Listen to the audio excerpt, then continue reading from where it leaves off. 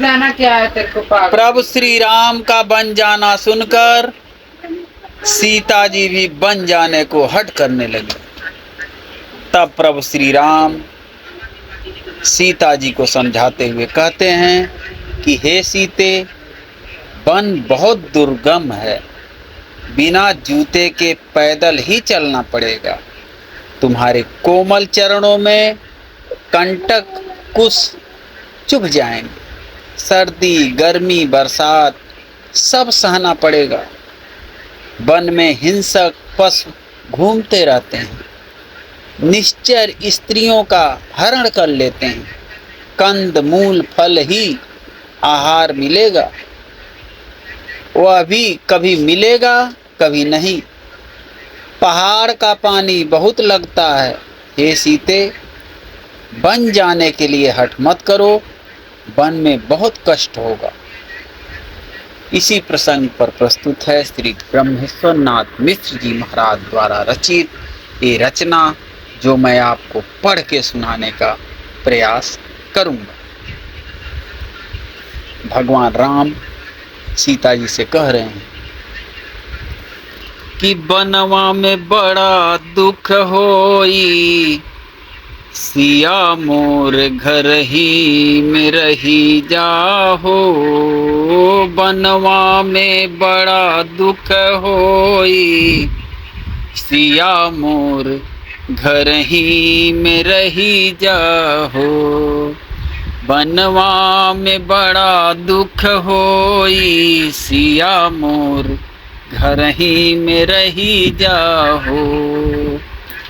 घर ही में रही जा, घर ही में रही जा, घर ही में रही जा, घर ही में रही जा। बनवा में बड़ा दुख होई, सिया मोर घर ही में रही जाहो।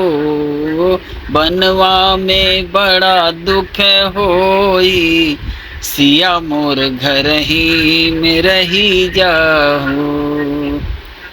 सास ससुर के सेवा तू करी है, सास ससुर के सेवा तू करी है, जन्म सफल होई जाई। सास ससुर के सेवा तू करी है, जन्म सफल होई जाई। सिया मोर घर ही में रही हो, सिया मोर घर ही में रही जाहो। बनवा में बड़ा दुख होई, सिया मोर घर ही में रही जाहो। बनवा भयानक देखत डर लागई, बनवा भयानक देखत डर लागई, पैरों में कांटा चुभ जाई। बनवा भयानक देखत डर लागे, पैरों में कांटा चुभ जाई। बनवा भयानक देखत डर लागे, बनवा भयानक देखत डर लागे, पैरों में कांटा चुभ जाए। सिया मोर घर ही में रही जाहो, सिया मोर घर ही में रही जाहो।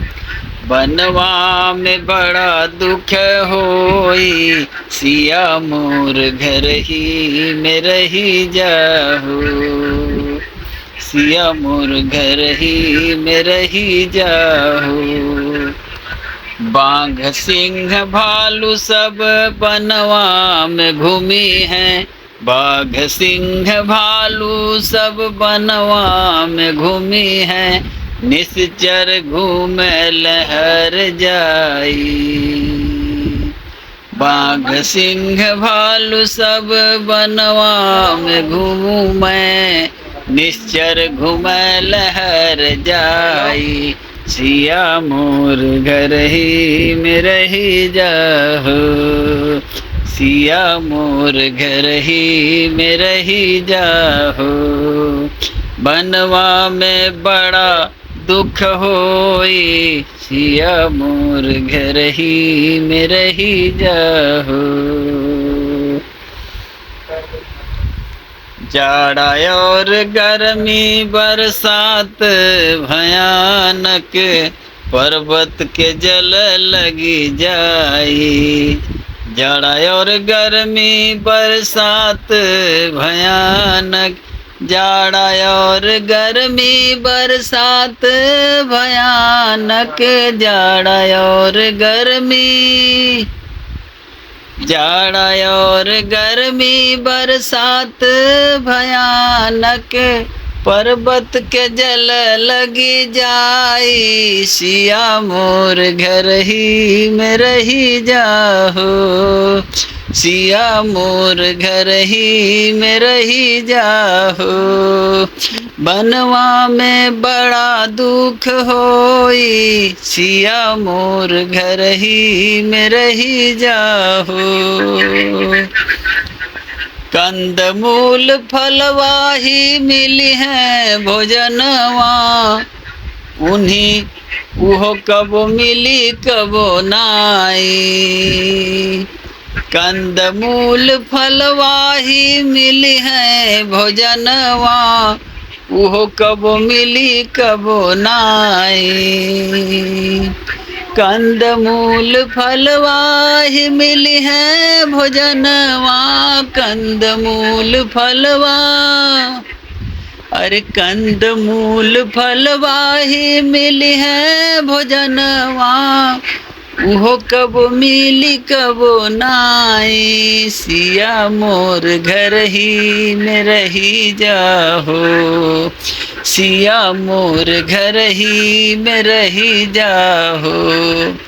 बनवा में बड़ा दुख होई, सिया मोर घर ही में रही जाहो।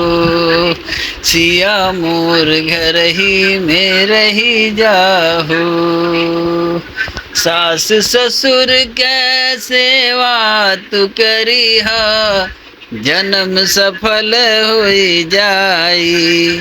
सास ससुर के सेवा तू करिहा, जन्म सफल होई जाई। सिया मोर घर ही में रही जाहो। सिया मोर घर ही में रही जाहो। बनवा में बड़ा दुख होई, सिया मोर घर ही में रही जाहो। सिया मोर घर ही में रही जाहो। मित्रों, ये आपको रचना कैसी लगी कमेंट बॉक्स में अवश्य बताएं। फिर मिलते हैं अगली रोचक जानकारी, कहानी, कविता, भजन के साथ। तब तक के लिए जय सिया राम।